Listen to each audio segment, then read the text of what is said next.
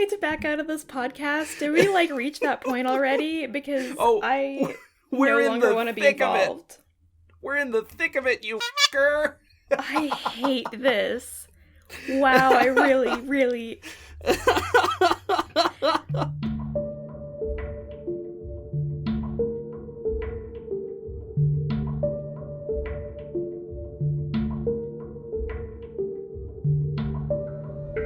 The plight for survival, the traumas of adolescence, the bond between mother and child.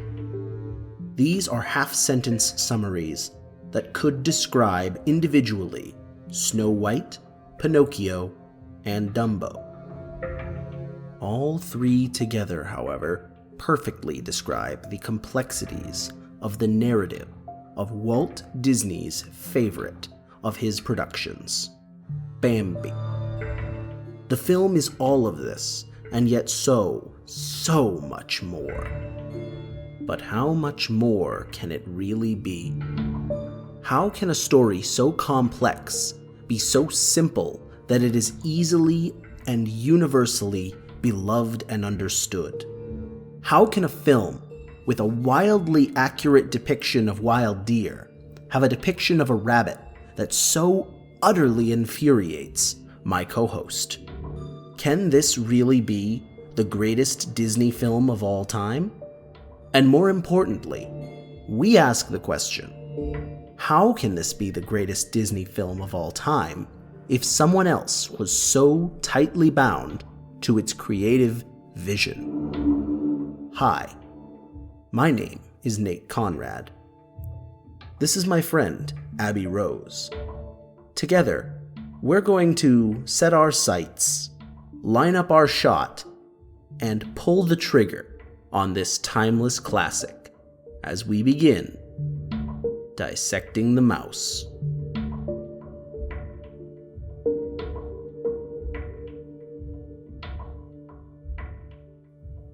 So now, I don't know how to go from that to talking about, the purest movie that we've watched so far.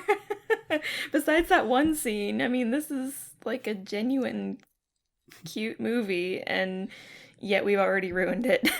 I've already ruined everything. You've already ruined everything, which is kind of the reason for the season here.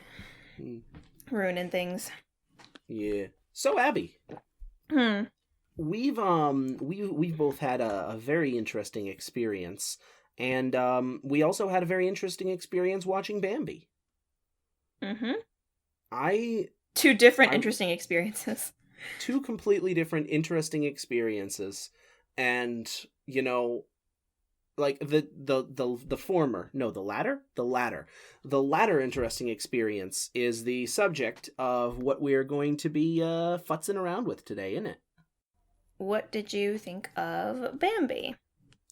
I really think that it's probably up until now, this is the best Disney movie we've ever seen. For this podcast, the future's the future. We'll see what happens when it happens, but this is the best Disney movie, in my opinion, that we have seen for this podcast. It's amazing. Yeah, I'm almost mad about it, because, I didn't really grow up on Bambi. I grew up on, actually, I didn't really grow up that much on Disney, even. Disney Channel, yeah, but Disney movies, I watched mostly, Magic School Bus and stuff. But, I feel... PBS? Yeah. Yeah. I feel, cheated out of a good movie. Anytime I watched Disney, it was usually at my friend's house, and it would be, Disney princess movies. But, I feel freaking cheated. I totally would have loved watching Bambi as a kid. It's, an unironically good movie.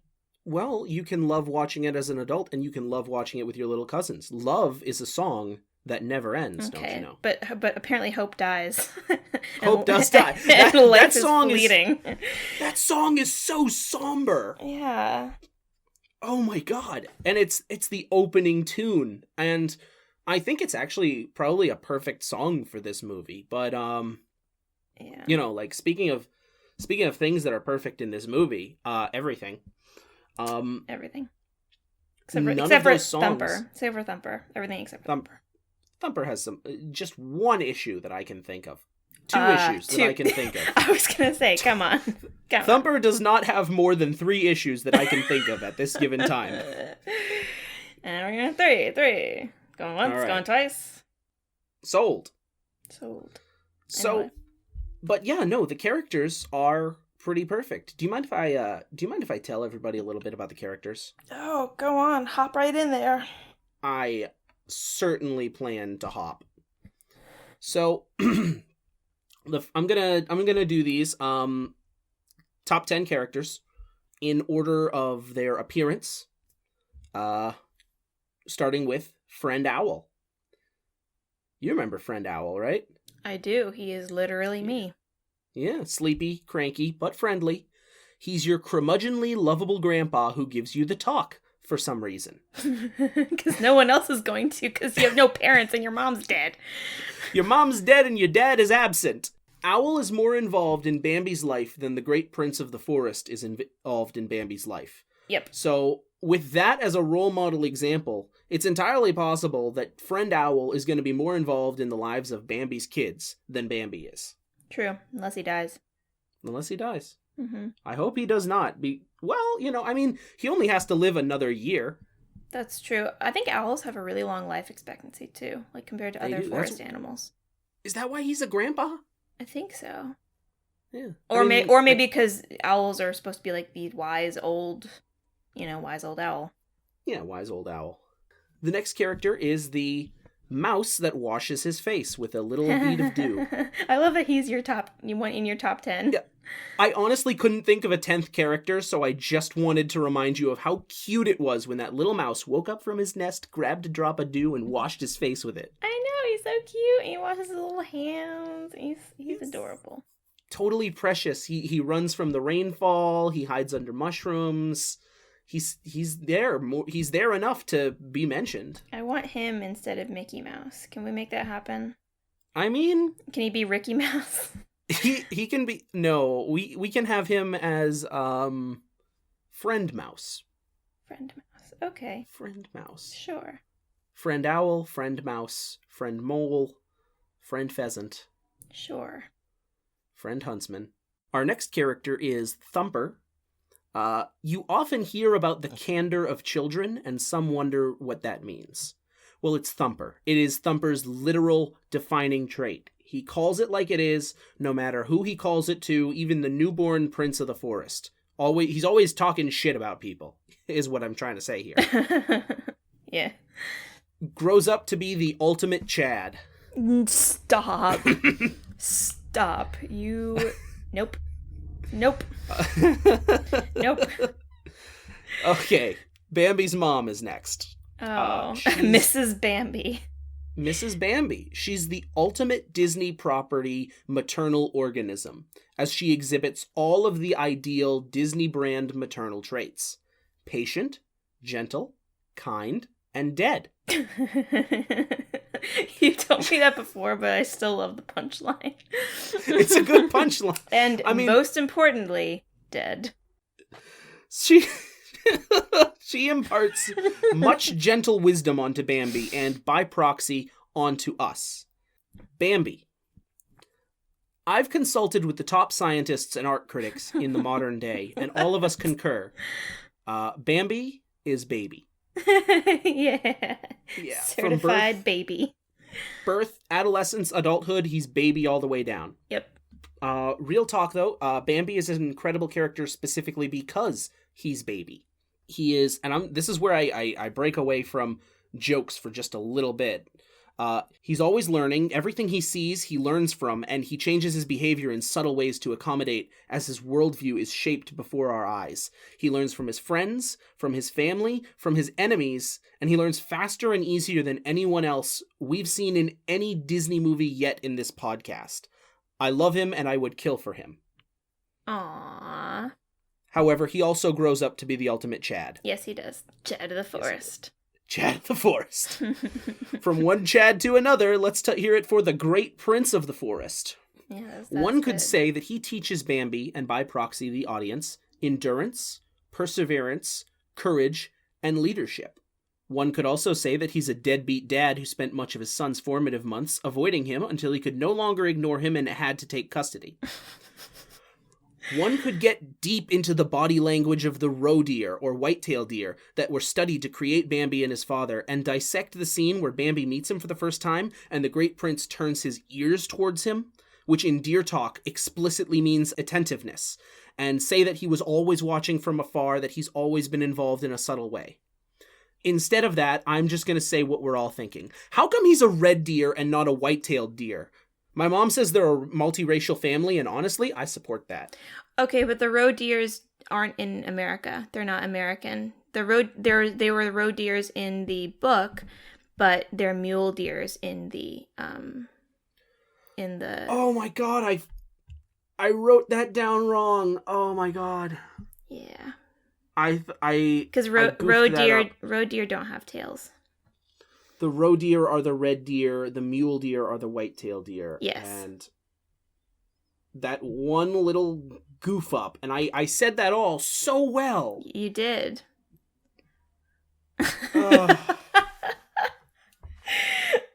Let's learn about deer, my friends.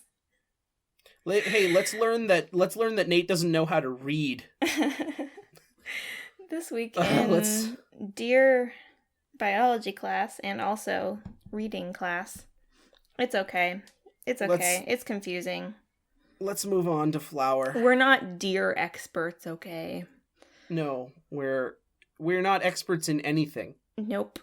The next character is Flower. I just need a minute, sorry. Are you crying over Flower? No, all of these characters are, like, as much as I make jokes about them, all of these characters, like I said, they're just really good, like, all the way down to their core. Mm-hmm. And except for the last two, but you know, like even them, like there's something there. There's something more interesting, and I'm struck by it. You know, this really is the best thing that Disney put out. Yeah. So Flower, right?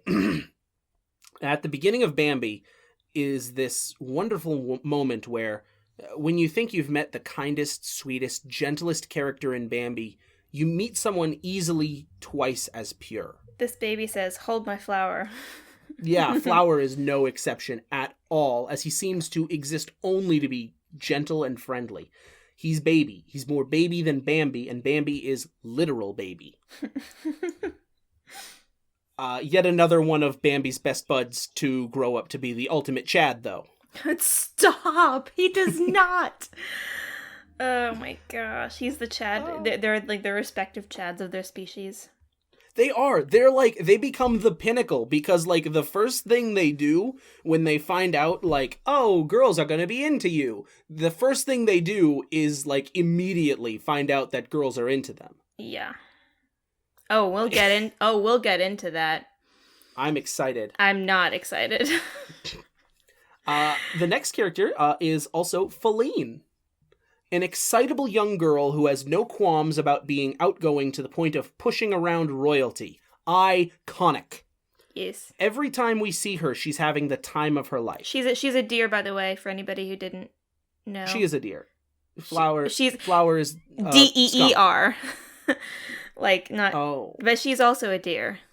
A deer girl. I thought you were pointing out that I've been forgetting to say the species of every character. No, yeah, I was, but I forgot that you didn't say the Flower was skunk. But yeah, so she's another mule deer. She's another mule deer, not a roe deer. Yes. There's only one roe deer, and not a reindeer. There's no reindeer. I wish there were reindeer. Yeah, I do too. Though there are the sounds of like bells ringing whenever the bucks are jumping over that Pride Rock. Oh yeah, that's right. I suppose now is as good a time to mention in Fantasia, one of my observations was, hey, that looks like Pride Rock. I bet they got inspiration watching that. And then in Dumbo, when when the crows are pushing Dumbo off the ledge to help him fly, I'm like, oh shit. That looks like Pride that was Rock. also Pride Rock. And meanwhile, 3 movies in a row, out in the middle of a meadow, in the middle of nowhere, there's just a jutting rock, and I'm like, oh no, that's Pride Rock. So, There's, yeah. I'm real good at observing things. There's There's more than one Pride Rock that we see in this movie. I guess Pride Rock is maybe the ultimate combination of the Disney ideal of put a jutting rock in there. It's important characters standing on top of a rock looking heroic. Yeah, and then they made a whole movie out of that. And then they made like, yeah, arguably 2 movies about that. Actually 3, because you have Little Mermaid. Is there a rock involved in that? Yeah, it's the one where she crawls her fish body up on the rock, and then there's like a wave that crashes, and she's like, part of your world. Oh God, yeah. It's like the most popular, like most famous image in Little Mermaid. I think we got so distracted by this that I stopped in the middle of my description of Feline. You did. Because rock. Anyway, go on. Okay. Feline, excitable young deer who has no qualms about being outgoing to the point of pushing around royalty. Iconic. Every time we see her, she's having the time of her life. Well, when she's not being hunted by a pack of dogs. Mm-hmm. We see her only a few times, but her scenes are poetry. Sheer poetry in motion. The man who shot Bambi's mom. Remember when I said I would kill for Bambi? This is who I would kill on behalf of that baby boy. I don't care. I don't care if he's hunting for food, for his family, to feed his sick mother. Every hunting game I've ever played has you automatically lose points or outright lose if you shoot the doe, even by accident. That's a good point. That really is. Yeah, you're not supposed to shoot the doe. Yeah. His theme song literally inspired the iconic Jaws theme. He's villain the villain. He doesn't appear on screen. And the AFI, American Film Institute, did 100 top villains for the first 100 years of film. He was number 20. We don't even see him once. We don't hear him speak. He doesn't have a face. He doesn't have a design. He's just some jerkwad who shot Bambi's mom, and I hate him. Yep. You know who else I hate? Who do you hate? A character that I had to literally go into like Wikipedia to find the name of, and I had to append to his name Rano the asshole stag. Oh no. Rano. That's a better name than I came up with. Mine was just like evil boyfriend number 7. Evil boyfriend number 7. Because you don't get a name in the movie, he's just it's a tough thing to say that he's an asshole stag, because he's just defending his territory out of instinct. He's doing what comes natural to deer. But, he doesn't say a damn thing to Bambi to get him step off. He just starts shoving, and then just starts shoving Feline. He just starts like an asshole. Shoving and grunting and just like, speak! Like, we know that the deer can speak. Say something to Bambi. Say something. Though I do kind of like that, though, because it's like, it kind of makes you remember, like, oh yeah, these are animals. That's true. And that's something that stags do. Like, it's not just, like, with Bambi's father, for instance, it's like, yeah, his father isn't around, but, like, that's literally how deers are. Like, they're not supposed to be. In fact, he's actually around more often than male adult deers are for their kids. So it's, like, kind of a reminder. That's interesting, yeah. Yeah, it is interesting.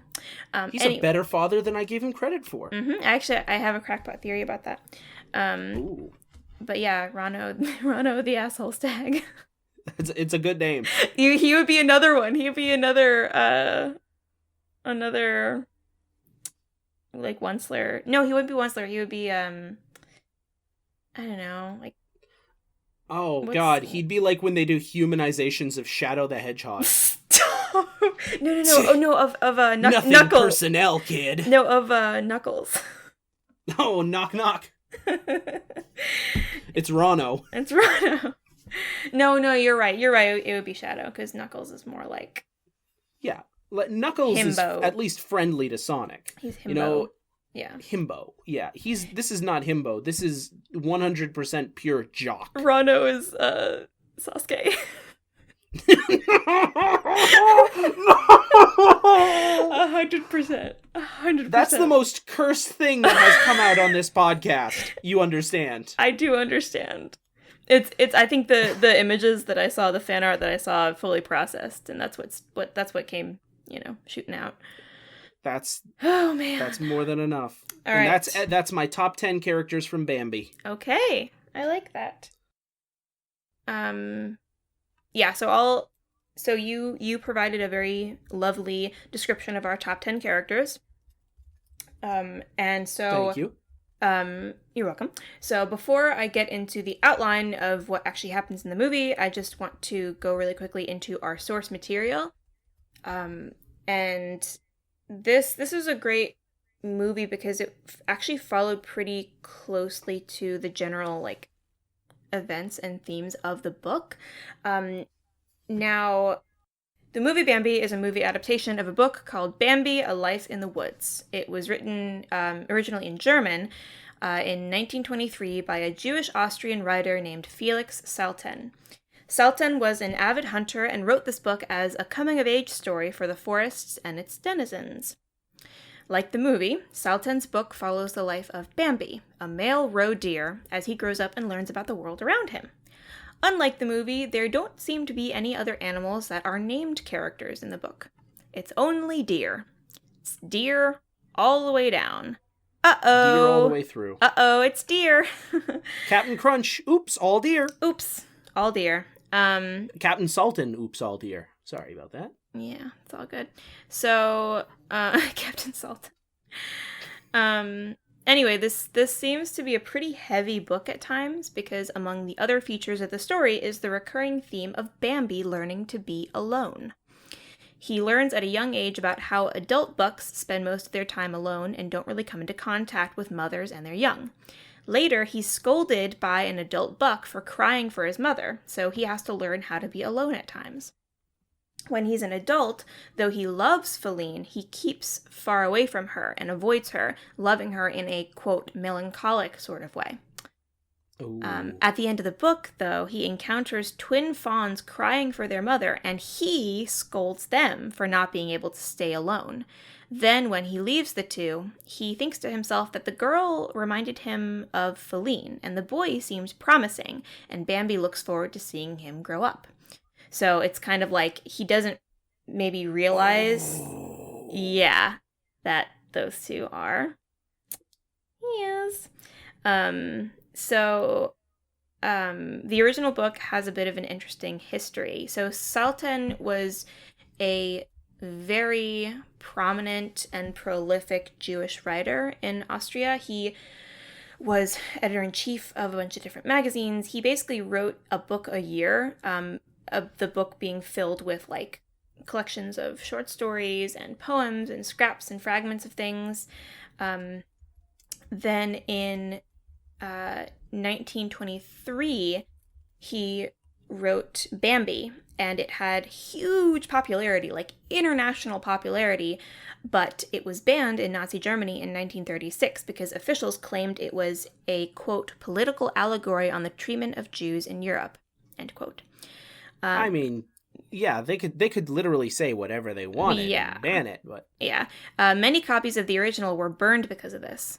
In fact, all of Salten's books were banned in Nazi Germany because of all the things that would... I forgot I wrote this. Of all the things that would get your books banned by Nazis, being a prominent, well-known, well-respected, and intelligent Jewish person is definitely up there on the list. It's one of the top. It's one of the top reasons. The combination of these things.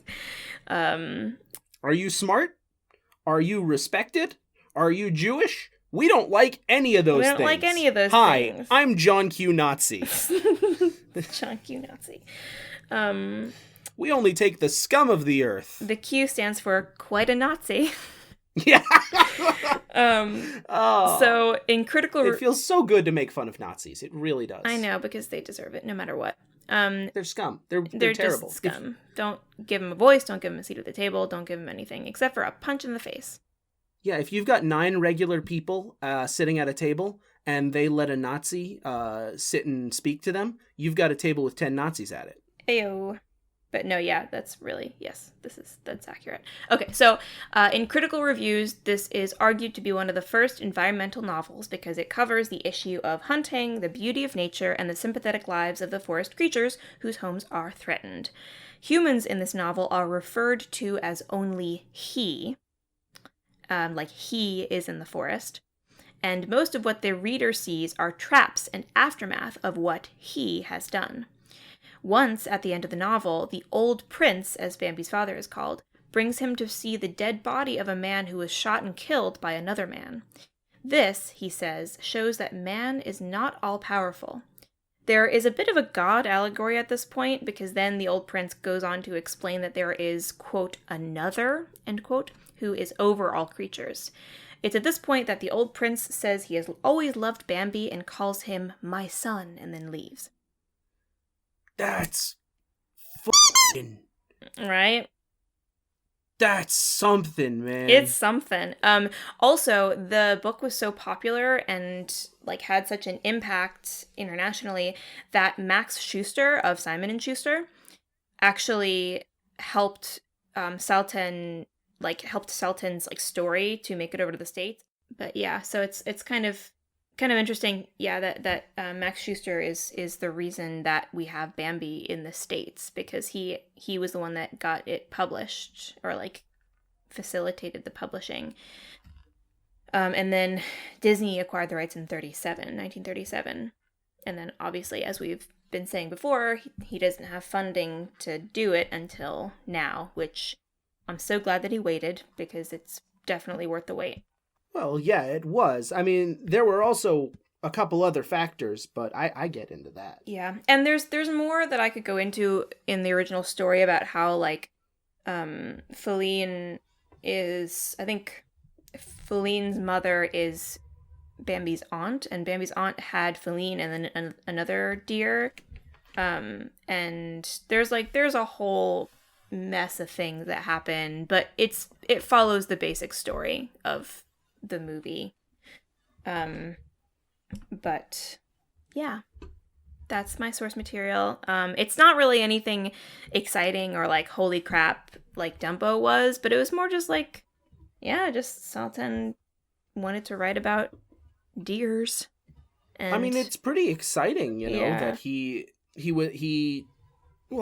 it's exciting that his life was, you know, I want to write about deer. I want to write a powerful story. I've written a powerful and intelligent story, and now I have to escape the Nazis who hate power and intelligence in people that aren't them. That's true. He also wound up writing the I'm trying to find the name of it. The Iliad. Yeah. He went back in time and wrote the Iliad. That's how he hid. He went back in time, and he disguised himself as a dude named Homer and learned ancient Greek. Mm-hmm. And then he also, weirdly enough, wrote the script for the pilot of The Simpsons. Is that true? No, I was just like, 'cause Homer Simpson. Oh, okay. I thought that's what you were looking for, and I was like, wait a second, what? I should have gone with that. I really should have ran with that. That would have been incredible. Please don't make me look that dumb. To see how many episodes we could go before you fact-checked me. Man. I never fact-checked you. I trust you. Oh, yeah. Which is my mistake. I need to maintain that trust until a prime time comes to break that. Anyway, so he wrote The Hound of Florence, which wound up being the inspiration for The Shaggy Dog, which was like a super popular Disney movie that we will probably watch. Get out. He watched the... He wrote The Shaggy Dog? Yep. Get the f*** out of here. I will not until we're finished talking about this movie. But yeah. That's insane. Yeah. Are you starstruck? I'm kind of starstruck. I've never watched The Shaggy Dog, but like thinking I know about The Shaggy Dog, and thinking about The Shaggy Dog and thinking about Bambi, that's two different movies. Yeah. And I understand, like, physically, that's two different movies, but that's two insanely different movies. Yeah. Not to be confused with Shaggy Man, which is a thing that police... Everybody knows that Shaggy Man is a Rastafarian singer. No, it's a thing that... I don't remember if it's a police term to, like, for them to reference it, but I think it's on police reports where if they take a statement for, like, somebody reporting a crime and they think that the person that reported it was actually the one that did it, but if the person reporting it claimed that there was a man that like an unknown man that did it, they call it a Shaggy Man. Like it's basically code for, we think that this person actually did it, but this person's claiming somebody else did it. Okay. Yeah. And it's in That's cases like, interesting. I don't remember what the name was for the case that sort of set that precedent, but it was a case of a woman who went on a drive with her kids and basically claimed that a Shaggy Man, made her pull the car over and then killed her kids. And she killed her kids. And she, yeah. I don't know if it's ever proven, but like she 110% killed her kids. But she said that a Shaggy Man had, and the Shaggy Man was never captured. So that's interesting. Ever after, they just called it Shaggy Man. Yeah. Yeah. I want to know how the source differs from the story. That's one of the things that I love about these. Like, and you said like this is like almost one for one. So yeah. But you also said that there's no named characters. So there's no named characters that are not aren't deer. Yeah. Yeah, I misspoke, but I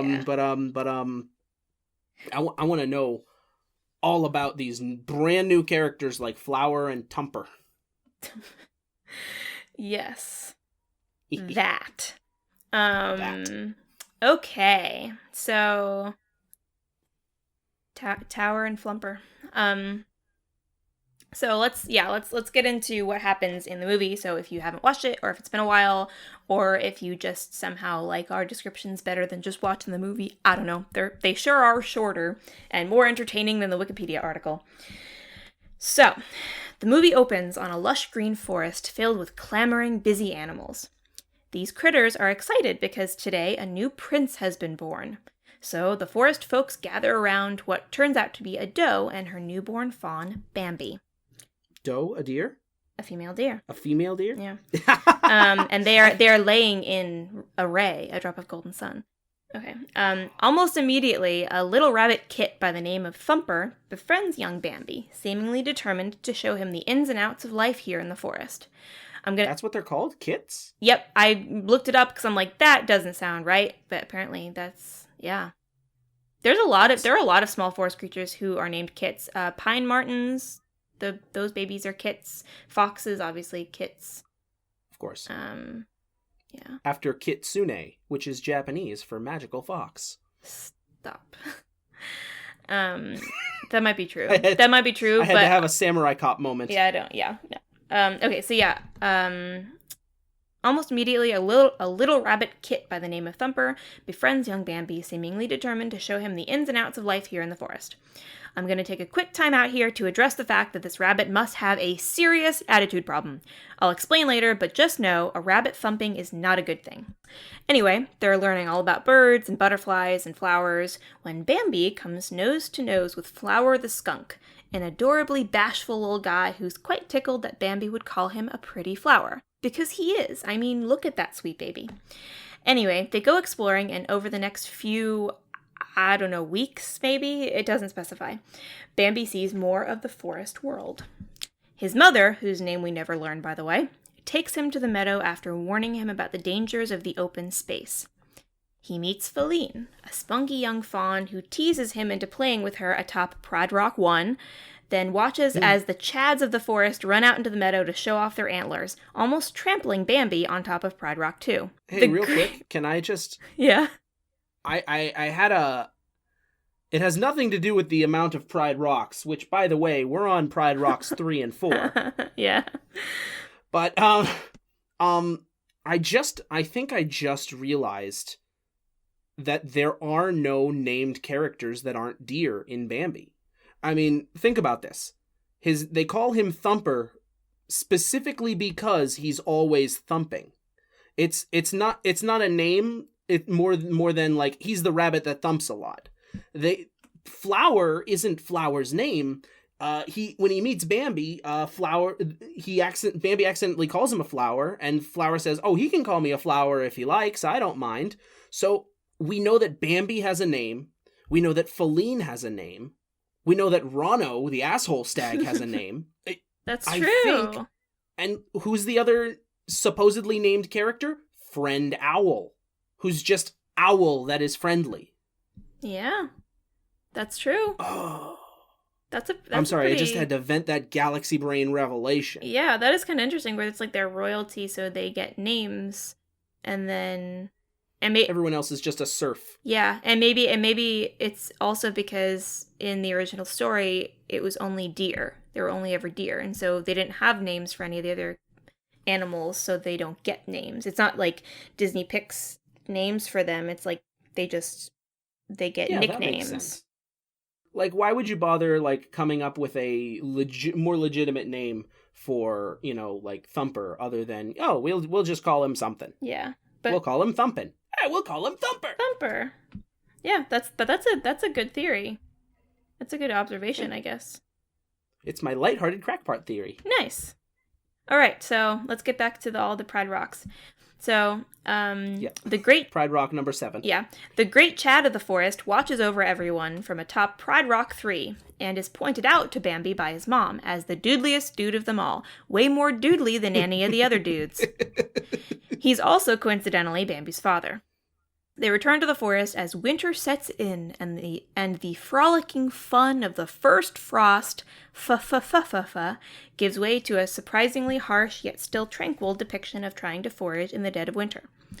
The first thaw comes and Mrs. Bambi finds a patch of spring meadow grass for them to eat, but shortly thereafter, Man arrives and pops a confetti gun that surprises Bambi's mom, and she runs away and lives a peaceful life in a farm upstate. The end. Just kidding, she dies. Don't you give me that hope, I was going to say. Yep, yeah, sorry. She dies. Because I had this crackpot theory that, she doesn't die, but the Prince of the Forest says to her, like, you brought Bambi into the meadow without checking that it was safe, so he's going to stay with me now. CPS picks him up. She forfeits custody. Yep. And she's still alive somewhere. Man, but she's not allowed to take care of Bambi anymore. That's rough, buddy. That's why he says your mother can't be with you anymore. There you go. But yeah, no. So we can hope. She dies. Bambi's dad finally decides to show up for his son and takes him to be raised into a proper young buck. This scene ends on a quiet, somber note. Now spring is here and the birds are horny. Friend Owl. Friend Owl. Oops, forgot to mention him before. Anyway, Friend Owl is a grumpy old man who is angry about all the noise and doesn't understand why anyone would give a hoot. I hate you so much. About romance. I'm so mad.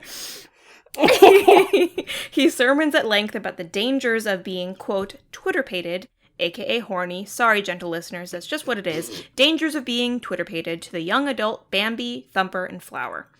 They take the bachelor's solemn vow not to give in to a pretty face, then fold like matchsticks in quick succession to the conveniently placed female animal counterparts laid in their trail.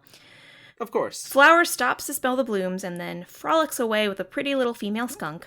Thumper does something similar. Nate, do not make me describe what happens in that scene, please. And finally, Bambi... Can you at least tell me what his love interest looks like? Oh yeah, his love interest looks exactly like Happy from Snow White and the Seven Dwarfs. Look it up, because she has like her little white beard, and she has like little peach fur. No, she 100% looks like Happy decided to make some money on the side. No, you can't say it like that. That's illegal. Is it though? There's You're very illegal. questionable. I don't. It's definitely unwelcome and frowned upon, but I don't know if it's technically illegal. I'm making it illegal. Okay. Hi, I'm Nate Conrad, and I'm running for your fandom representative. Vote for me, and I will make Abby illegal. I will put her in jail. I'll put her in a box. I'll put that box on a boat, and we'll never have to be horny again for Happy. Wait. Were you horny for the female bunny? No, That's I just what misspoke. you just. That's what you. Oh boy! Looks like we got another one to add to the fan art list. No, Thumper was horny for No, not Bambi. Thumper was horny for Happy. No, Flower was horny for Bambi. Okay, Flower was horny for Bambi, but Thumper was horny for Happy. Okay, well, let's break this down. Who's on first? What's on second? Who's driving the truck?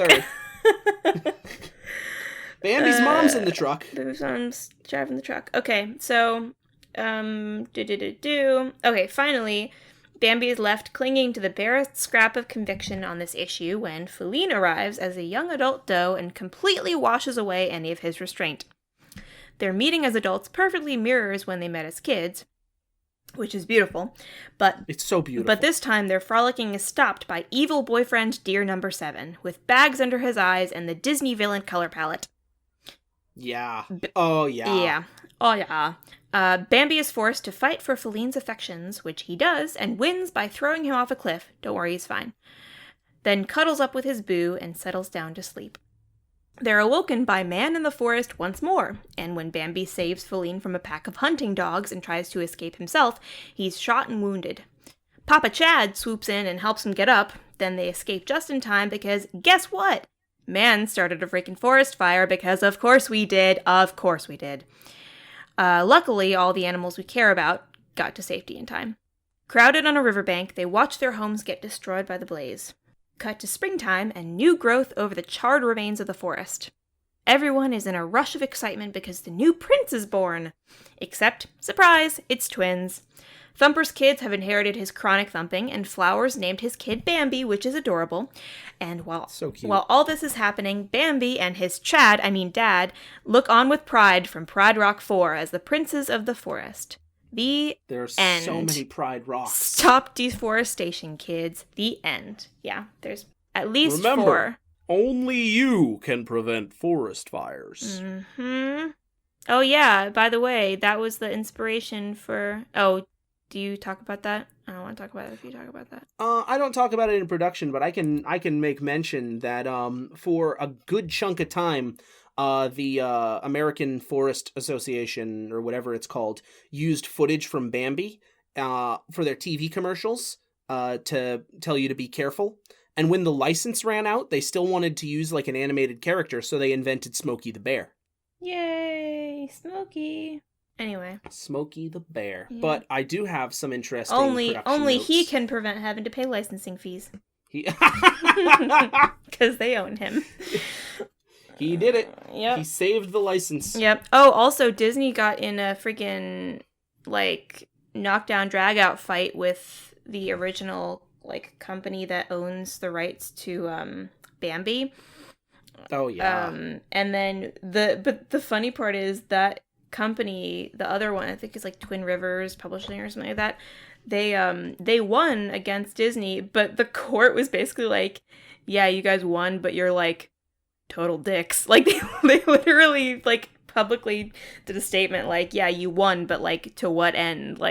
Congratulations, asshole. Pretty much. You really pulled it off. Pretty much. I read that in the Wikipedia entry. I'm why is that? Why is there a judgment call on this company? You know?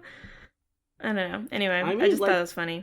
To be fair, I think that court case was won before and or during Disney's transition into corporate villain.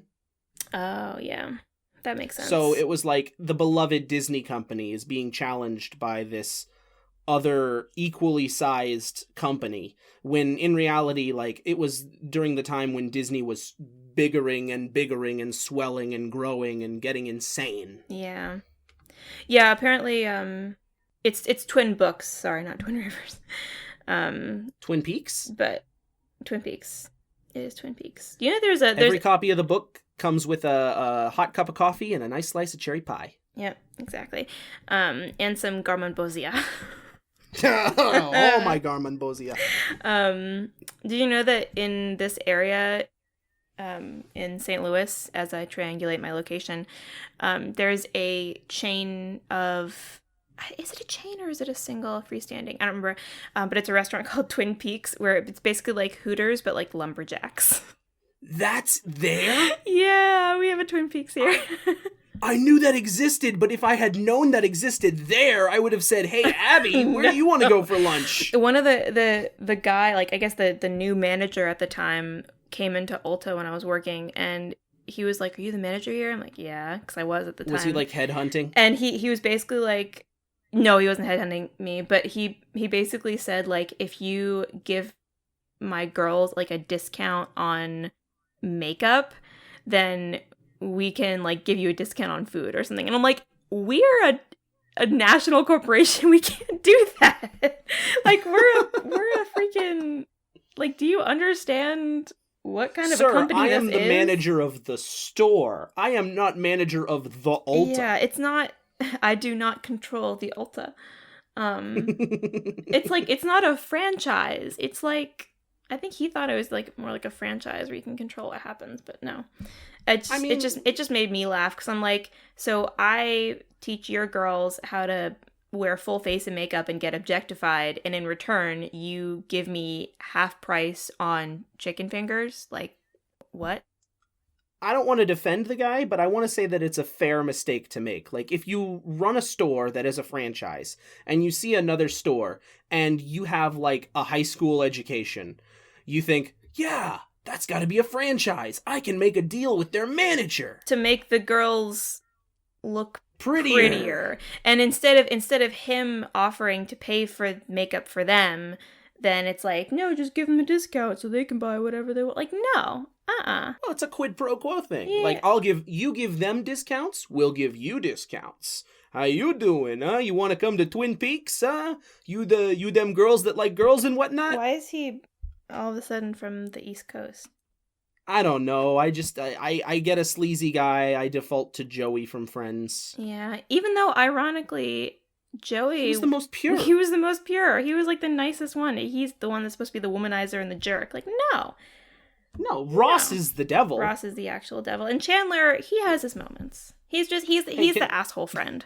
Yeah, he's the asshole friend. Ross is the one with like the sunk cost fallacy attached to him. Yes. Where you've been friends with him for 12 years. You can't just give up now. Yeah, he's like that one guy. It's like he's gotten drunk and cried on your couch one too many times that you just feel uncomfortable like totally cutting him off, but like, yeah. You're like, oh, okay. Anyway. Hey, can we reboot Friends, but like Ross just doesn't, the character of Ross doesn't exist? Or he does as an antagonist? There's probably a show that's like that. It's like, I don't know. It's fair. There's enough reboots. I'm not well versed in my sitcoms, unfortunately.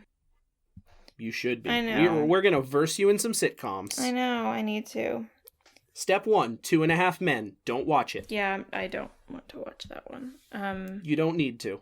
There was a new one that came out. I watched it because it was my name. It was Abby. You showed me that, and I really liked it. I really liked it. I don't know if it was renewed. I don't think it was renewed. It was probably. It was not. It was probably too progressive. It was hilarious though. Like, not hilarious, but like comfortably funny. It was shot in outdoors in front of a live studio audience. I liked that. It was very funny for sitcom. You know, where it's like hokey, but like good hokey. Yeah, it was a good sitcom. Yeah. And like it went through like certain issues without making it a thing. Like, I don't know. I thought it was good. And I liked the people involved, and I wish that it would have done better. But of course it didn't, because the type of people who watch sitcoms would not respond well to it. It was too progressive for... It was like a sitcom for people who were more progressive. Yes. And the problem with that is the people who like sitcoms, like to the point that they support them, are not nearly as progressive as the show pitched to. I'm not saying that there aren't progressive people that like sitcoms. Yeah. But I'm saying that, like, if you're watching 2.5 Men, there's a huge chance that you don't care about social issues. So, that's all I have. Why don't we go back to me? bring the focus back on ya boy. Yeah, boy. You ready to learn some production facts about Bambi? But we can't even do the B thing because it's already Bambi. Bambi. Anyways, what I want to do now is I want to tell you a little bit of fun facts about production. Okay. All right, you ready for some fun facts? Yes. All right, fun fact. Bambi was supposed to be the second Disney animated feature film.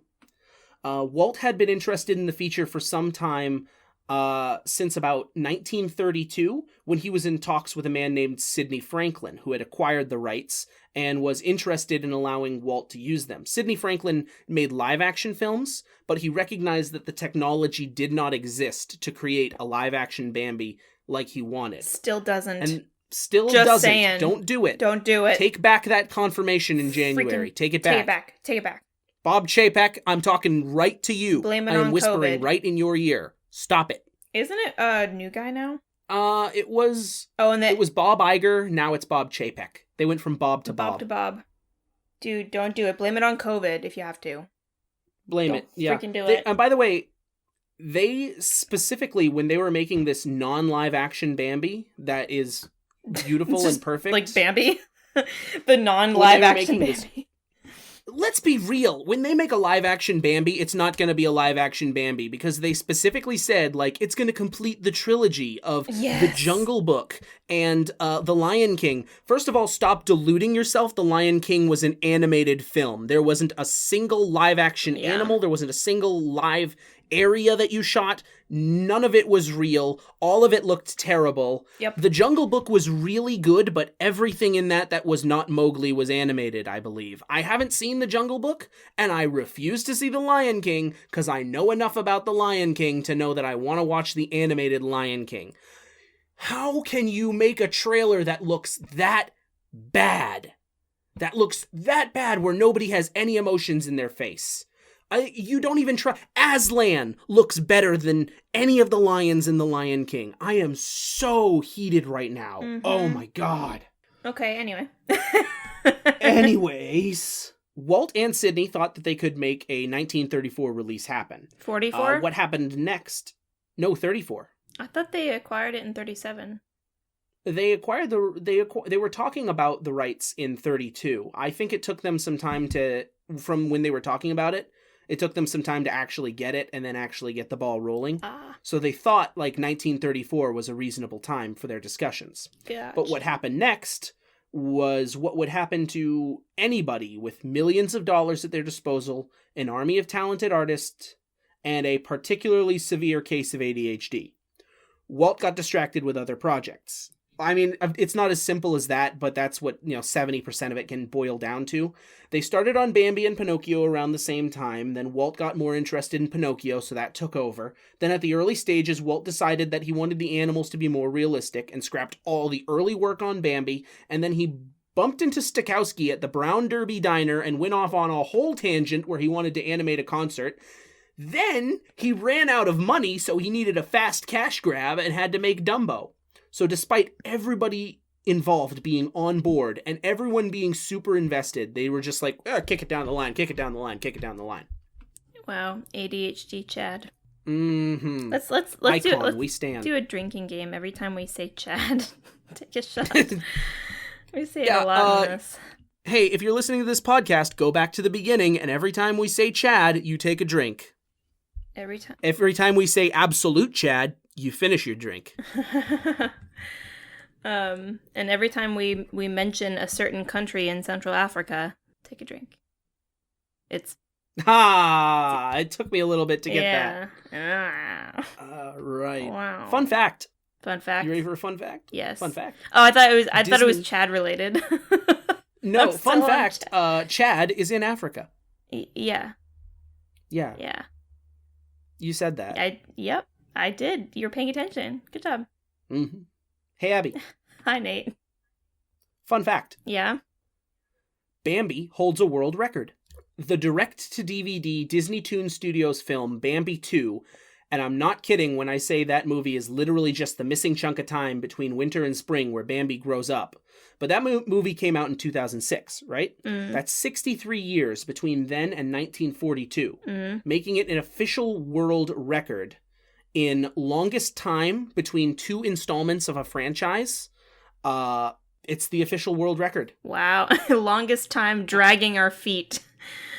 Yeah. Now, I want to take just a minute to call out the article that I got this information from, whose criteria for a sequel is deeply rooted in a lack of understanding of a sequel. They basically cite that sequels need the same crew, same cast, same director, a bunch of other wild nonsense. No. Being entrenched in the world of B-movies and horror flicks, I have learned for certain that there are legitimate sequels to film that don't even have the same characters, let alone something as trite as cast. You've got no idea what constitutes a legit sequel. I'm calling on you to reevaluate your criteria and recognize Bambi 2 as the world record holder. Yeah, you asshole. Who is this? Yeah, you dick knob. Who is this person that we're declaiming? I'm gonna put a link directly into their article from like 8 years ago. Yeah, so much ire towards this person. Who is... I was looking it up and I was like, oh, it's a world record. I wonder if I can find an official source for this, and I could only find this article because Guinness doesn't recognize it, and it's probably this jerk's fault. Oh wait, but who says it's a world record then? Literally, facts. Like, it's a world record because it's in its second installment of Bambi. That makes it legitimately a franchise. And there's no franchise that has had two sequential installments take longer than 63 years. I don't know if I'd recognize it like a world record in Disney or just in general. World record in any film, I believe it's just specifically film, but I feel like probably novels, it gets close there. No, because they've made sequels to novels hundreds of years later. Yeah. I don't know if I would recognize that as a world record without it being officiated in some capacity. Maybe it's just me being a stickler, but just because somebody says it's a thing and just because they provide data doesn't mean that it's been vetted and argued and evaluated by those who would oppose that. I mean, it's a Disney movie. Yeah. At the end of the day, it's a Disney movie sequel to a Disney movie. At the end of the day, it does not matter even a little tiny little bit. Nothing matters. It's the nothing world's gonna explode. Matters except for Flower. That's a fun fact. That is. But do you know what else is a fun fact? What is a fun fact? What is a fun fact? Bambi utilized actual children to play the voice roles of the young animals. Yeah, I knew that because I have ears.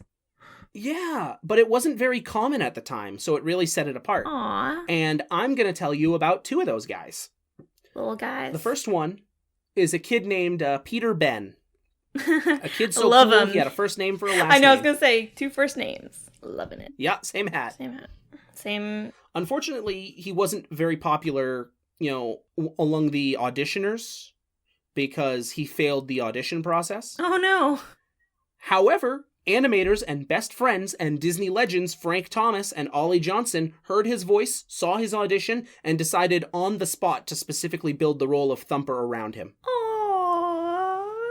And he's perfect. He's great. I don't know what those auditioners were thinking. Yeah, that's stupid. I feel like kid roles nowadays are too polished. I don't know if that makes any sense, but like listening to the voices of Flower and Thumper and Feline and Bambi, they're not as they're not as clear, and there's not as much diction, and they're a little bit more just kind of normal kids playing around and talking with each other. There's one part where Thumper is doing something bad, and his mom is saying, Thumper, remember what your father told you? That happens twice, and it's great. And Thumper at that, in the second time, he goes, "But what?" And the little animation of the bunny as his face is just "About what?" It's so little kid that I miss seeing that in modern. Not I miss it bring it back, but like it's missing out. Other productions are missing out because they don't have kids just acting like kids. Yeah, you don't have that little detail. I think the last movie that we saw that had that as a little detail was probably Red Shoes. Oh, and yeah. The Seven Dwarfs. Oh my gosh, I could talk forever about that movie. By the way, freaking Red Shoes and Snow White connected. Oh. Boom, my freaking crackpot theory. The Red Shoes.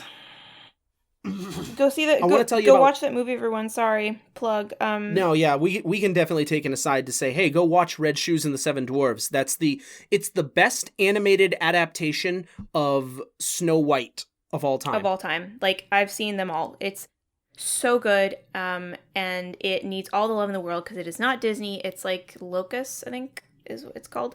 It's something South Korean and German. Yeah. They are releasing it on September, like, I think 18th. Actually, a day after this episode airs. Yeah, before this episode airs. But go watch it if you haven't already. It's so good and adorable and such a good message, and I love it so much. Anyway, yes. Yeah. So yeah, I want to tell you about another child actor. Okay. Mr. Donnie Dunnigan. He was a veteran actor at the tender age of 6.5. Oh. Yeah. Age 5, he had been in Son of Frankenstein and claims that on the set of that, Boris Karloff himself taught him how to play checkers. Oh my gosh. Yeah. He has a fun little story where he says that the first time he met Boris Karloff, he was out of the makeup and Boris took him to get ice cream. And from then on, like, even when he was in the makeup, he knew he wasn't scared of him. That's so cute. Mm-hmm. I love him. So Disney, being familiar with that prolific role, reached out to him personally to do the facial acting for Bambi.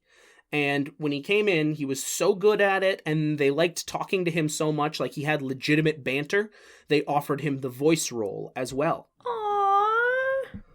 Yeah, fun fact. That's so cute. For that moment where Bambi shouts, "Mother! Mm-hmm. Mother!" Yes. They told him that his mother was in the studio and in danger to get a more authentic reaction out of him. Oh, I don't know how I feel about that. You can just do that. It's the 40s, man. My joy turned to tarantulas in my mouth. Stop with the tarantulas! Oh my god. I know I got over my arachnophobia, but it was still there. Oh, oops. Oh. Sorry, not sorry. Anyway, he stopped acting sometime around age 9.5. Sometime after they freaking told him that his mom was in danger. Yeah, he must have 9.5. He must have developed the cognitive thought to say, "Hey, that was messed up." Yeah, and that's where he made the conscious decision to not talk about his film roles ever again. Which he could do because he was credited in so few of them. In fact, he wasn't credited in Bambi. What? There's still no credits for actors in that movie. Wow. So because of that, he was able to do this. Be drafted to the Marine Corps in the 50s, set a record by being promoted 13 times in 21 years, become the youngest drill instructor of all time, and then later achieve the rank of Major Donnie Dunnigan. And he, throughout this whole time, never told anybody, his superiors, other officers, his wife, that he had been Bambi. What the for frick? ages. What a Chad. Until Disney finally released the full credits sometime around the 2000s. And then he was like, "Hey, honey, check it out. They released the credits for that movie I was in." "Oh, I didn't know you were in a movie." "Is that Bambi?" "Yeah, I was Bambi." I would love to have been that, like, wife. Just been like, wait, like, that Bambi? Yeah. And Wow. He never... By the way, fun fact. Yeah? Peter Ben and Donnie Dunnigan never met. What? They didn't meet until 2011 when they were brought onto an episode of The View. Dang. Yeah, they were brought on as guests, and that was the first time they met each other. And after that, I think they did a little bit of touring around. They both did some interviews. I know that Dunnigan has said, like, he's very proud of having been such a positive influence in so many people's lives because of Bambi. Yeah. And the main reason that he decided never to talk about his roles was because he wasn't like a proud person. Aww. But the other reason was because he didn't want anyone in the military finding out, because you can't be a drill instructor and say, wow, I'm gonna totally respect Instructor Bambi. Yeah, that's true. That's true. All right, so I got one last thing.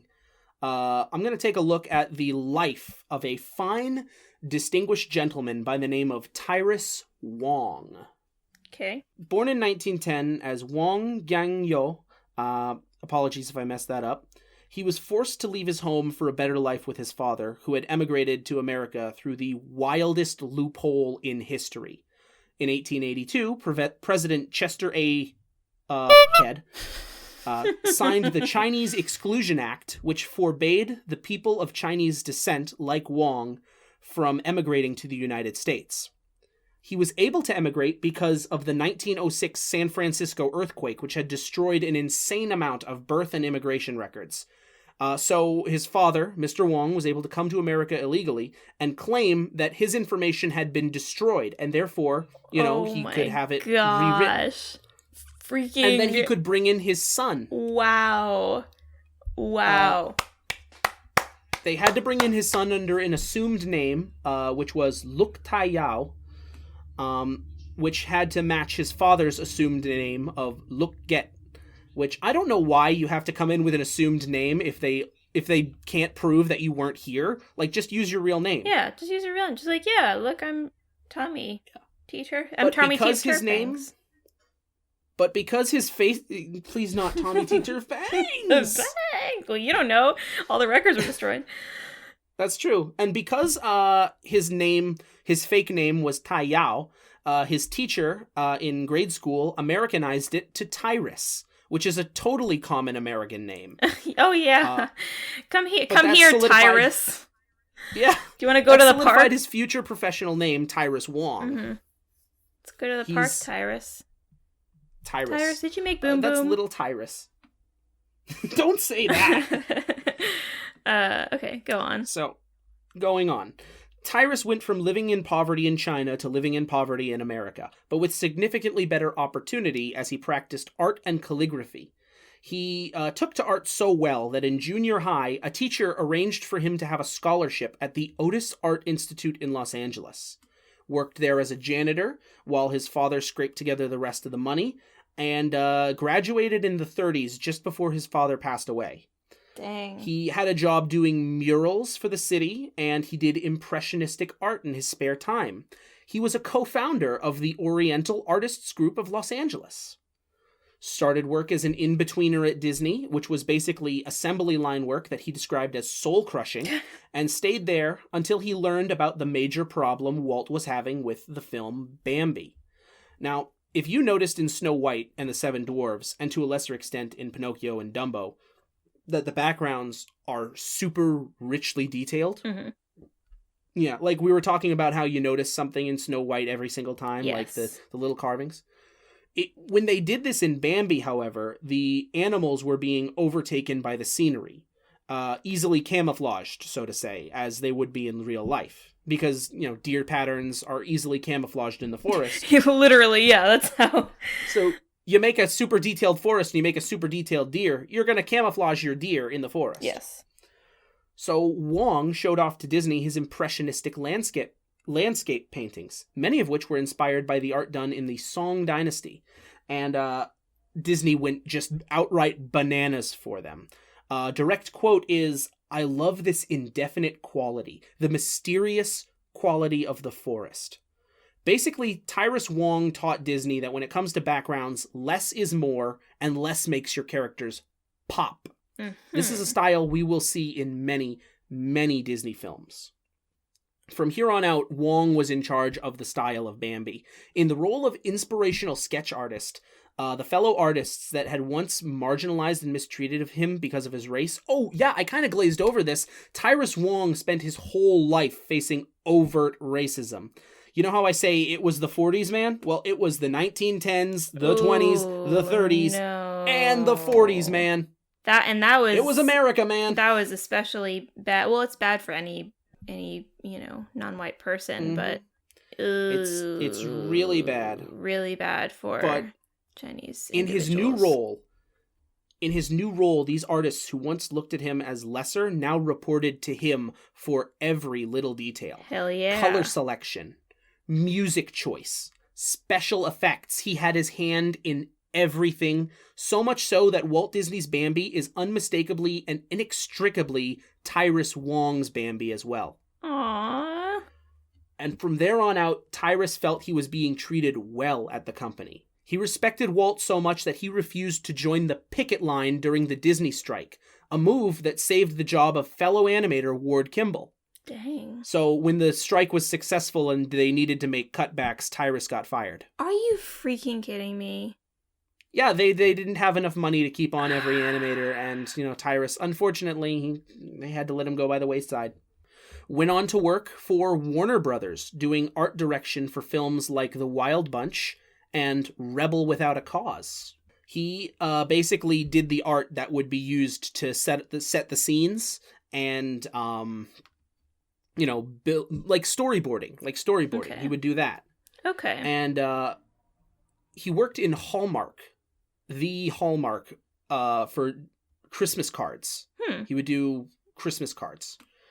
Due to wretched anti-Asian American sentiment during World War II, the Oriental Artists Group of Los Angeles was decimated, and his friend and co-founder, Mr. Benji Okubo, was interned at a concentration camp. Oh my god! For many years, Tyrus would wear a pin on his lapel, declaring himself as Chinese. It wasn't a law, but because he was Asian, if he didn't do it, he was liable to get jumped in the street. It was the 40s, man. Wow. In his last years, living a comfortable life doing art, he was recognized as a Disney legend and given that distinction. Thank God. He made beautiful kites that you absolutely have to see to believe. Like, they're absolutely gorgeous. As soon as you're done listening to this, go look up on YouTube Tyrus Wong kites, and you're going to see some of the most amazing things. He lived all the way till 2015, where he died at the age of 106. Wow. He left behind 2 daughters, and he always encouraged them to do art, but he never bought them coloring books. Because, in his words, he never wanted them to feel constrained by lines other people put down. Ooh. Yes. Tyrus Wong. Freaking... Yes, legend. I could go off on a tangent about how history is filled up with white people who do moderately okay achievements and non-white people who do absolutely amazing and outstanding and unbelievable things being placed on equal ground. But I won't. I won't. Yeah. I'm just gonna let it simmer. Just gonna let it ride. I mean, saying that is saying enough, I would say. Yeah. But cool. Glad to know. And if you don't believe that, Google is free. Google is absolutely free. So okay, is that it for production? That's it for production. So all that's left is to say, hey Abby. Yeah. What'd you think of Bambi? I unironically really loved this movie. I think as I said before, I'm mad that I didn't get to see it when I was younger, because I think I would have really, really liked it.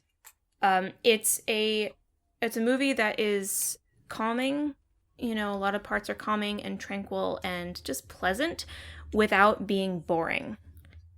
Which is saying something, because sometimes I get bored when things are too calm or tranquil or whatever. I really liked the fact that you got the sense of what the main characters were doing, but then it would cut away sometimes and you'd see what, the pheasants were doing or what the little mouse was doing. He's washing his little face. And there was supposed to be so much more of that, by the way. Yeah.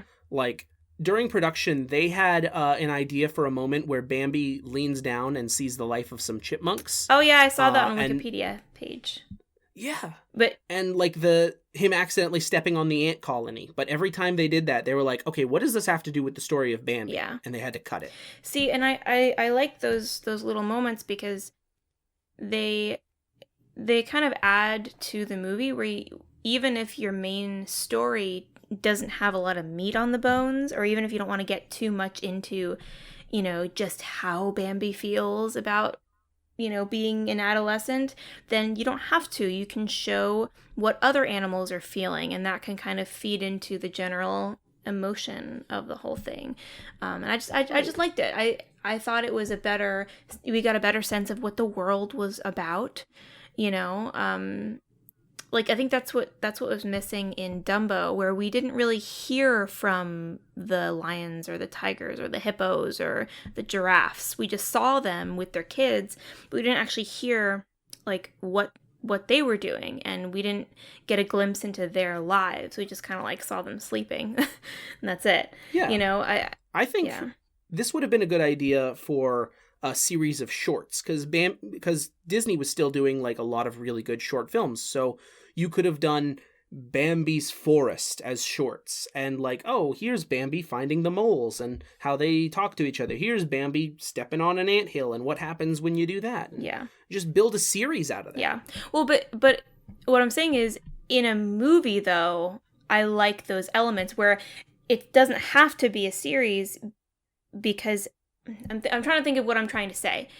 Like, it's refreshing. It's refreshing to me to see a movie that has all these little elements and all these little scraps of other animals and what's going on in their lives without feeling the need to make it something separate. Because I feel like other movies maybe feel like they can't have too many storylines going on because they're going to overload the viewer. But in fact, it kind of it enriches the story, and I like that they didn't do the shorts. I like that they kept it in one big movie, because it really is. It's not just the story of Bambi. It's the story of everyone in the forest, and he is growing just as the forest is growing. They're all in this together. The deer, the possums, the wildcats. Oh, they're all in this together. I am so mad at you.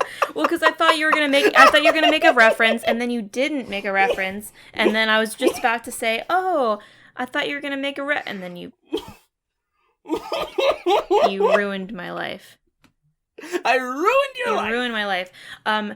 One thing that I did not like and will never like is thumping. Now, why would you? I say this, of course, as a lead-in, because I know why. You've told me ad nauseum. Yes. And I love hearing it every time because you're so passionate about it. Why, pray tell, do you not like Thumper's thumping? So, for those of you who have a rabbit now or have had them in the past, you already know what I'm about to say. If you're unfamiliar with rabbit behavior, rabbits thump as a way of communicating that they sense danger nearby. Some rabbits may be more sensitive than others, thumping at a sudden movement or noise rather than an explicit threat, but it's generally a sound made when they're upset, scared, or stressed. This happens every once in a while because rabbits are naturally nervous creatures. However, a rabbit that continually thumps is a very bad thing. As it says on the RSPCA website, a rabbit who is exhibiting continual thumping can die from extreme stress and should be removed from the perceived danger immediately. So, as someone who lives with a rabbit, watching Thumper was literally starting to stress me out.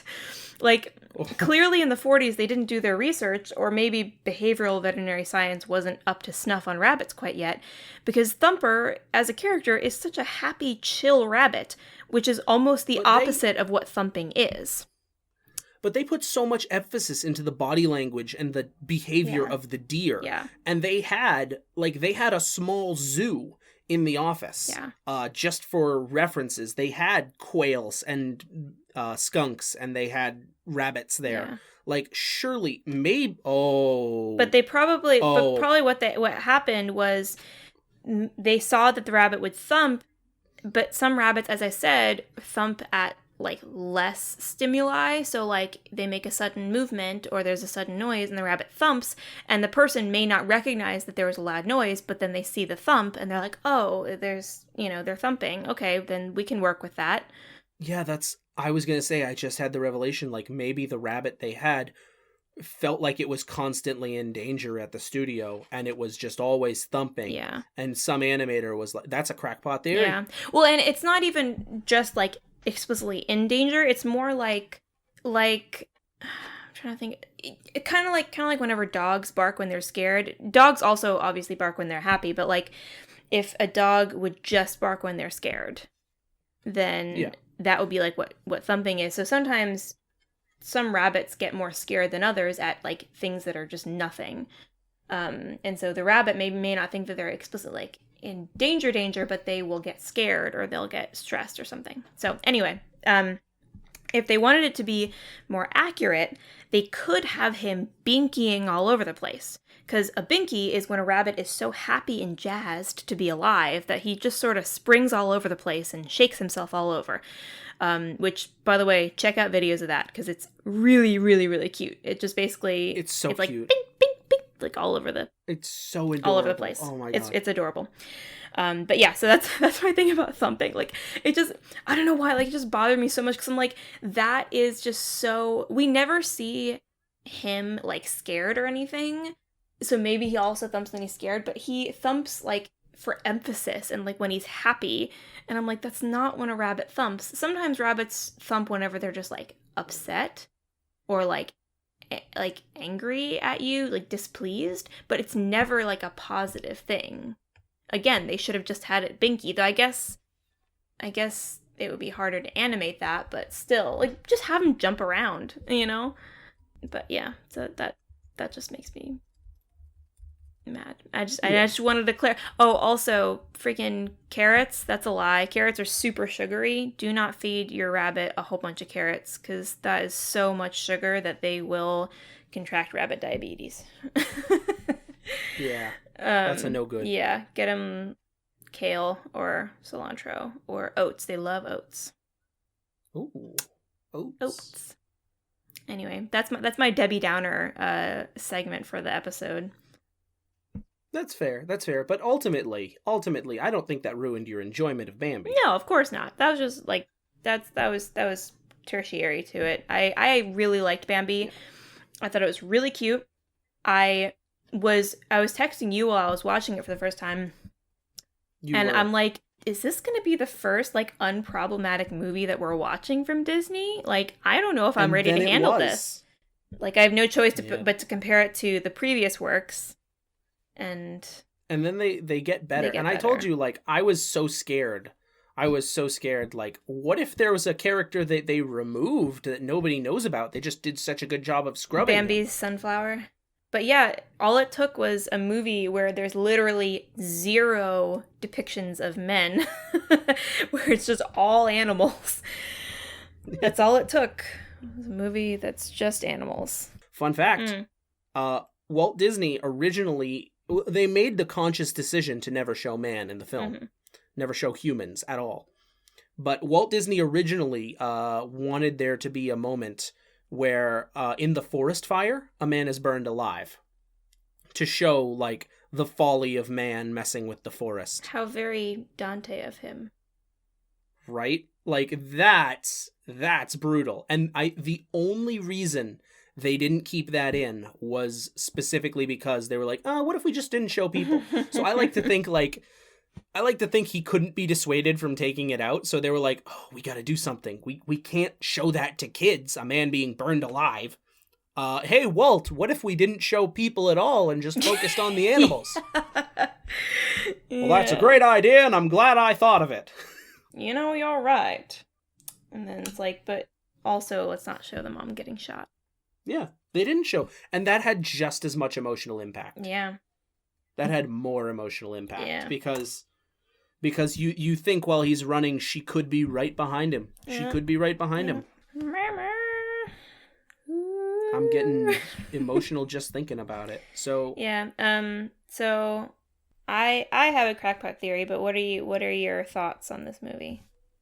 Well, what's your crackpot theory, real quick? Okay, my crackpot theory. I have another crackpot theory, but I ran out of time, so I don't have enough stuff to support it.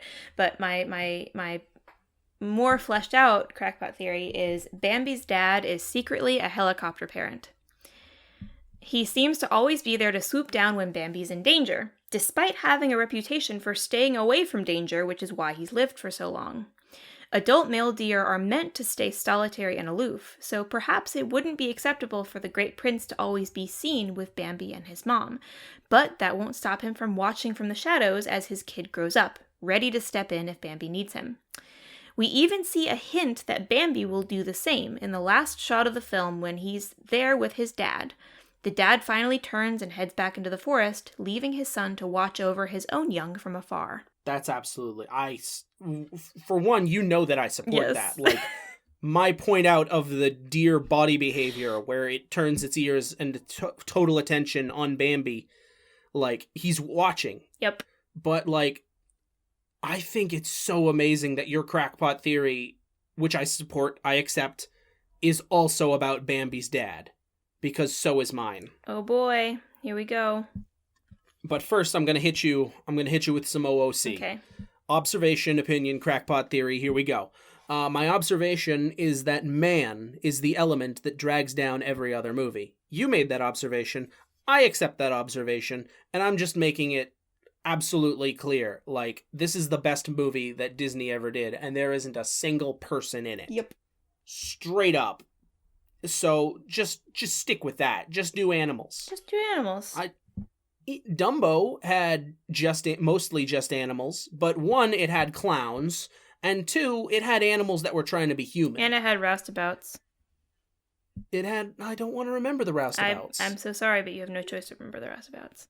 It's true. We have to accept the roustabouts if we have to talk about Dumbo. By the way, I want you to know that I've eased up on Dumbo a little bit. Last time we talked, I put it at 10th on my list very out of harsh 4. On Dumbo. I've eased up, I've cooled down, I've calmed down. I'm willing to put it 5th. Yeah. Okay. And if it gets to 10th, it gets to 10th. We've got 60 movies, man. Oh my gosh. Don't tell me that. So, let me tell you my opinion.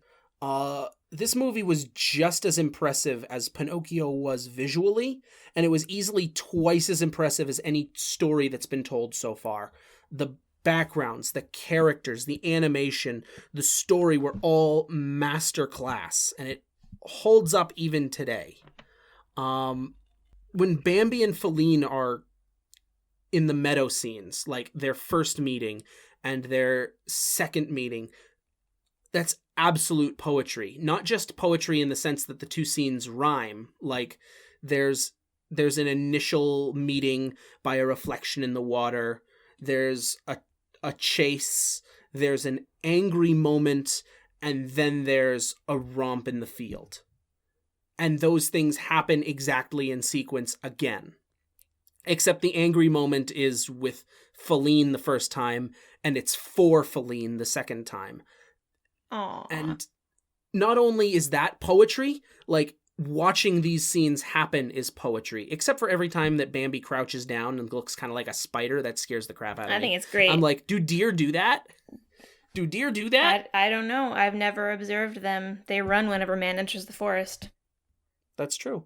But yeah, those scenes, the terror of the animals as they flee from man, the fact that man is never once shown, the climax as Bambi escapes from the dogs, from man, from the fire, it's all perfect. It's all so close to perfect. I would show this movie to kids, adults, random people on the street. Your dog.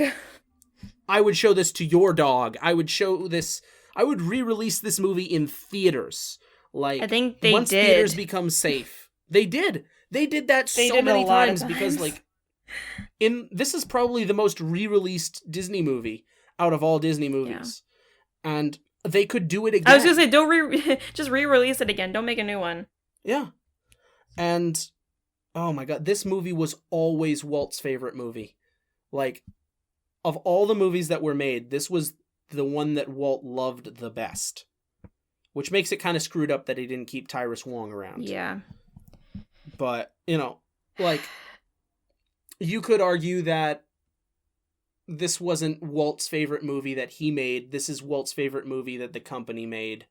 But no, like, this is... You can easily see why this would be Walt's favorite movie made by the company. Because it's so incredibly good. Yeah. And so, Abby, I have to... When I'm ranking this, I have to put this in second place. What? Wait, what's your first place? Fantasia. What the hell? This was way better than Fantasia. You're on something, man. This is... Here's the thing. This is subjective opinion, yes? So, when I say that I'm putting it in second place, it's like that Jeremy Clarkson meme, where he's comparing two cars and says, this one's brilliant, but I like this. Like, Bambi is second place, but it's such a difficult decision to put into second place. And it's only because Fantasia is something that I've never seen before in my entire life. Yeah. Like, it was something that nobody at the time had ever seen. It was something so fantastic and extravagant that I absolutely, positively have to respect it for its boldness and its separation from, and not only like the norm, but like any kind of norm, where it's just this enigma and anomaly. It's amazing to me. So Bambi is the closest second place possible. Like Fantasia 100, Bambi 99.9. Yeah. But yeah, that out of the way, I'm gonna lay down my crackpot theory. All right. I think that the Great Prince of the Forest... By the way, there was one thing when Bambi goes and discovers man in the forest. It's the Great Prince of the Forest who comes to him and says, "It's man. They're back. Follow me to safety." And then he runs off. Bambi goes back for Feline instead. I think that the Great Prince of the Forest died sometime between there and the beginning of the fire. When we, the viewer, see the Great Prince of the Forest again, it's only Bambi who sees him. And what does he do? He guides Bambi out of the forest. He guides him through the forest fire. He shows him the way, the correct path. He shows him to jump off the waterfall and brings him back to the animals, and then peels off, and he's off screen. Bambi's alone, and then Feline comes to him. He never interacts with any other characters other than Bambi after that moment. And he's never seen with any characters other than Bambi in that moment.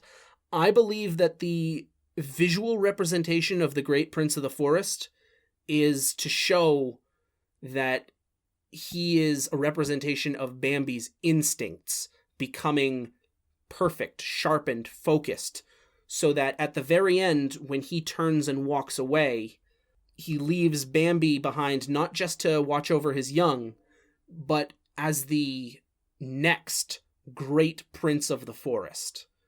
Like, it's a representative of Bambi becoming more than what he was. I'd need to watch it again to look at, because I thought I remembered that the Prince of the Forest was with Bambi when they were coming out of the water on the riverbank. They were. And everyone else saw him. Swimming in the riverbank. Well, we don't see that everyone else saw him. We see what Feline does. She's looking out on the water. She turns her ears towards the water because she notices something. And then we cut to Bambi and the Great Prince, who are swimming back. The Great Prince swims off in another direction and disappears off screen.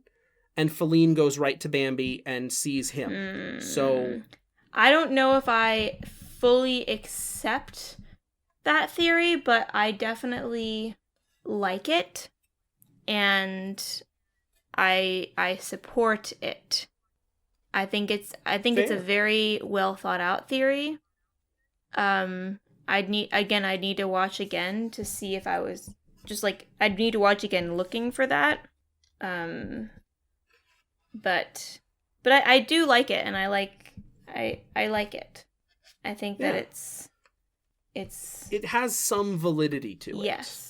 At the very least. Yeah. I think the reason why I'm hesitant is just because the Great Prince of the Forest doesn't die in the book, and it follows so closely to the book. Oh, that's fair. And that whenever it's like, Prince Bambi must be very, very proud, and it pans directly, they're looking up at the bluff, and they pan directly and look up at Bambi and the Prince of the Forest, and the Prince of the Forest turns and walks away. So it's like they're looking up and they're looking at them, so.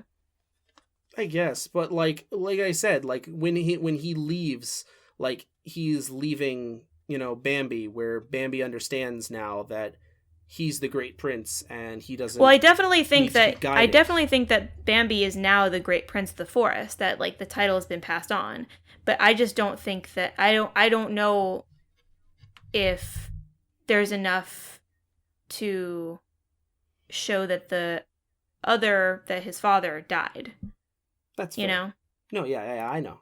And that's why this is like a crackpot theory specifically, because like it's a theory that could be crazy, but you can see how it might make sense. You can interpret it as that, and I think that's important. It's kind of like saying that JFK was shot from the grassy knoll instead of by Lee Harvey Oswald in the bookshop. Yes. Yeah. Which I only bring up because it's relevant. Yeah. Where does this fall on your list right now? So, by this point, we've seen several movies that have been adapted from books, and a lot of them have stayed relatively true to the plot of those books. Like Pinocchio follows the events of Collodi's series pretty accurately, and Snow White is pretty much beat for beat the original tale. It is watered down and tweaked for child viewers. Of course. However, I would venture to say that Bambi is the first movie we've watched that not only mirrors the plot of the original work, but also captures its tone as well. Pinocchio is a movie about an innocent, well-intentioned, yet bumbling wooden baby, but it was adapted from a story about a capricious, spiteful boy who gets what was coming to him in the end. Bambi, on the other hand, is a beautifully crafted movie that shows us the life of the forest, its beauty, and the impact humans have on it, while also letting us get to know a young deer's struggles to grow up. And that's basically, in essence, what the book is all about, which I think is interesting, where it truly is a proper adaptation. A lot of the characters are taken out and some are added in, but I think this is my number one because it truly honors Felix Salten's message in a way that I think the other films either did not or could not. So that is taking my number one spot at this point. That's fair. And so for me, it's Fantasia, Bambi, Pinocchio, Snow White, Dumbo.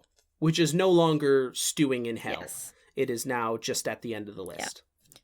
Yeah. For me, it is Bambi, Pinocchio, Fantasia, Dumbo, and Snow White. All right. And I think those are some fair and fine lists. Yeah. Up next on the list is actually a very exciting time because at this time, Disney was also working on their adaptations, as you may know, of royalty-free properties, public domain properties, Cinderella and Peter Pan. So we've got those to look. Wait, hold on. I'm getting a telegram. I'm getting a carrier pigeon. Oh my God, I'm picking up the latest newspaper, and you know what it says in big letters? It says, "We are propaganda." That's close enough. I was going to say it says war. Oh, yeah. But yeah, war, propaganda. We are not going to go into the propaganda, unfortunately, because they never made a proper propaganda feature film, aside from... That we could take a propaganda at? Yeah. Whoa! Stay tuned for our... Dissecting the Mouse Super Special, where we look at victory through air power. Dissecting the Mouse, a propagander. I like that. That's good. We might actually do that. Propaganda. I like. I mean, we are. The important thing is that with war, a lot of Disney animators who were working on those projects that I mentioned that were in production at the time, just sort of disappear into the wild blue yonder of enlistment. Uh-oh. And so Disney has to shift focus. They have to do something smaller, different. They're going to be getting into what is known as the wartime era. Dun dun dun. And it all starts when Walt Disney comes back from his little getaway vacation in South and Central America. To bring us Jose Carioca y Panchito Pistoles. And all the beautiful characters of Saludos Amigos. It's saludos, not saludos. Saludos. Saludos. Amigos. Yes. All right, yeah. So join us next time when we start talking a little bit about war, a little bit about a new era in Disney filmmaking, and a little bit about Dissecting the Mouse.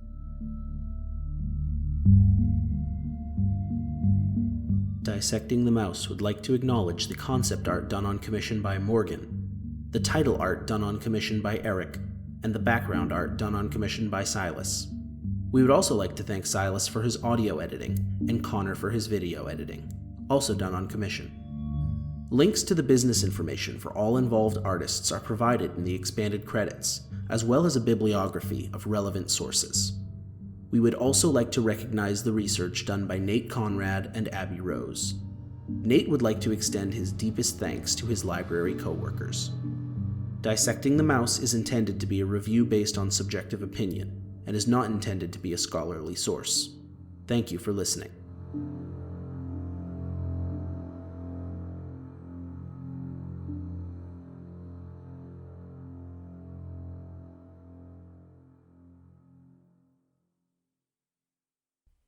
So, Abby. Yes. Do you remember in The 25th night of September? No, do you remember back in the Pinocchio episode when we said that Honest John would be a Tumblr sexy man? Oh, no. And unfortunately, yes. Do you remember in the Dumbo episode when we agreed that Mr. Stork would get the same treatment? Yeah. Do you think we're going to run into anyone like that in this movie? I could see that. Yeah. I could I definitely sure see Flower with a flower crown. Ooh, I sure hope not, because that would be another one. You see, Abby, I and this is my special gift to you. I went to two different artists with two different ideas. Stop. And I said, "Hey, will you do me this favor? And for the benefit of those people listening on Podbean, we'll include links in our expanded credits. Abby, it is my pleasure to send to you Honest John and the Stork as Tumblr sexy men." No. Oh my gosh, I regret this. Is this because of the Dumbo thick thing? No! No! I recognize that art, and I will message him very angrily later. I told him not to tell you, and we kept it from you. No, the Honest John one is horrible. I mean, the art is very good. That's it. Is it too late to back out of this podcast? Did we reach that point already? Because I no longer want to be involved. We're in the thick of it, you f***er. I hate this. Wow, I really, really... See, I sound like I'm amused right now, but that's just because I'm trying to stay quieter, and I'm also in shock. So it's more like that quiet, blinding rage right now. It's just gonna simmer. I'm shocked. I'm shocked, not awed, but I am shocked. So, Abby. I can't stop looking at them. I'm just laughing. Look out for Mr. Stork. I know. Oh, you're my so gosh. good. You know what? The Honest John one looks like it could be a character on Has Been Hotel. I've never seen that before, but that's exactly what people were saying when they first saw the art. 100%. Also, that one's done by my dear friend Jolene, who just when we posted it, it was so powerful that people were like, "Okay, I know you did this as a joke, but I'm kind of into it." See, right? So we perfectly nailed. We did it. Man, we've got Tumblr sexy men. It was a group project. It was a group project, and now we need to take it back. We've put this curse into the world. No, we've manufactured our own Onceler. Oh no! GMO don't say Onceler. that. Now we're gonna have to give Mr. Stork the Onceler treatment. No. We gotta find a way to ship him with himself. Oh my gosh.